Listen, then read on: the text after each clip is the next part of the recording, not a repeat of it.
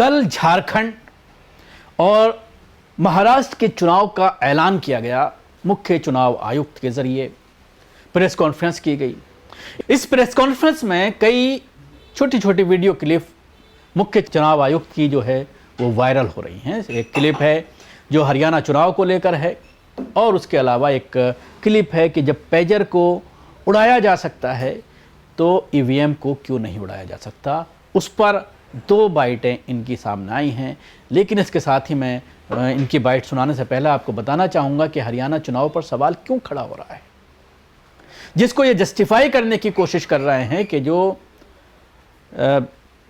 तमाम चैनलों के जरिए जो सर्वे किए गए थे उसमें जिस तरह से भारतीय जनता पार्टी का सफाया होते हुए दिखाया जा रहा था, तो उसको सही साबित करने के लिए इन तमाम चैनलों ने पेटी खुलने से पहले ही, ईवीएम मशीनें खुलने से पहले ही, इलेक्शन कमीशन के जरिए आंकड़े प्रकाशित करने से पहले ही इन्होंने कांग्रेस को जीता हुआ दिखाना शुरू कर दिया, जो सरासर गलत है। ये बात मुख्य चुनाव आयोग के जरिए कही जा रही है। लेकिन सवाल ये खड़ा होता है कि हरियाणा चुनाव के दौरान 89 सीटों में से 9 राज्य मंत्री चुनाव हार गए।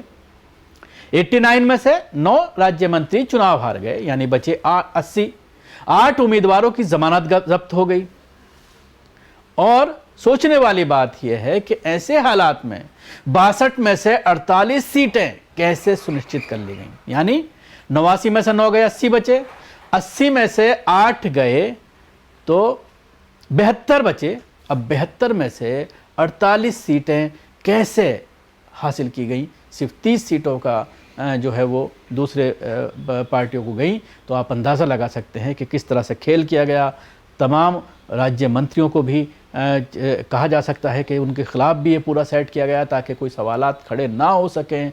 और जिन उम्मीदवारों की ज़मानत जब्त हुई है उसको लेकर भी सवाल खड़े हो रहे हैं। लेकिन ऐसे में जब हरियाणा चुनाव के परिणाम से हर व्यक्ति आहत है, लेकिन चुनाव आयोग अपनी मस्ती में है। लगता है कि मुख्य चुनाव आयोग महोदय यहाँ महाराष्ट्र और झारखंड, अब सवाल यही खड़ा हो रहा है कि जहाँ पर महाराष्ट्र और झारखंड के चुनाव के ऐलान की घोषणा करनी थी, ऐलान करना था, वहाँ पर उन्होंने हरियाणा चुनाव में शुरुआती रुझानों में कांग्रेस को मिले बहुमत को गलत बताकर बीजेपी को डिफेंड करने की कोशिश की है। और उस मामले को डिफेंड करने की कोशिश की है जो एक बार फिर से सवाल खड़ा होने लगा है ईवीएम के ऊपर।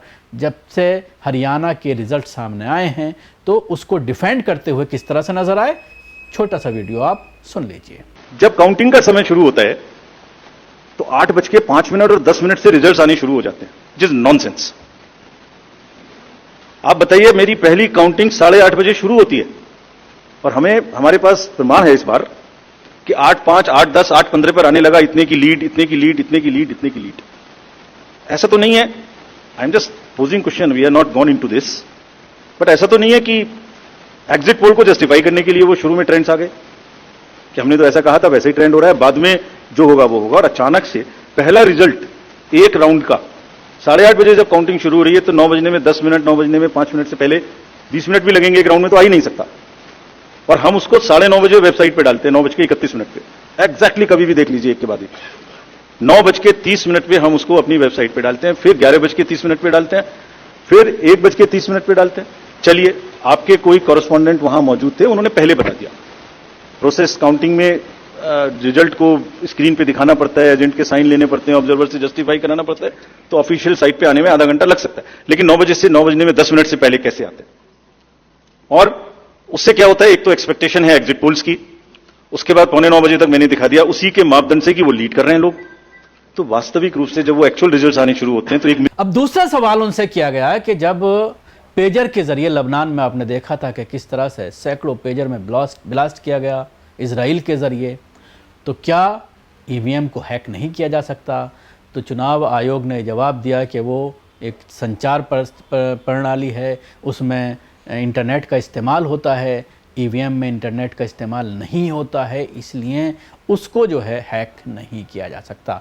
अब सवाल ये भी खड़ा होता है कि पेजर में क्या सिर्फ इंटरनेट के इस्तेमाल की वजह से उसको ब्लास्ट किया गया, बल्कि पेजर में बाकायदा पहले उसके अंदर विस्फोटक प्लांट किया गया, जिस कंपनी के ज़रिए उसको इंपोर्ट किया गया था, उस कंपनी से इन तमाम पेजरों को हासिल किया गया मोसाद के ज़रिए, और उन पेजर में पूरी सेटिंग डाली गई ब्लास्ट करने की। तो क्या जो कंपनियां चुनाव आयोग के ज़रिए चिन्हित की गई हैं, चुनी गई हैं इन ईवीएम मशीनों को बनाने के लिए, क्या उन कंपनियों में इसके अंदर कुछ इस तरह का सॉफ्टवेयर अपलोड नहीं किया जा सकता जिसके ज़रिए, इंटरनेट के ज़रिए, जिससे उसको चलाया जा सके, जिसको हैक किया जा सके? बाकायदा अब तो वीडियो भी सामने आ रही हैं कि किस तरह से बिना स्ट्रॉन्ग रूम के करीब रहे हुए घर पे बैठ करके किस तरह से ईवीएम को आप जो है वो हैक कर सकते हैं। इसके साथ ही ये बात भी सामने आई है, फरीदाबाद के जो कांग्रेस के कैंडिडेट हैं, जो उनके वहाँ पर अधिकारी लोग थे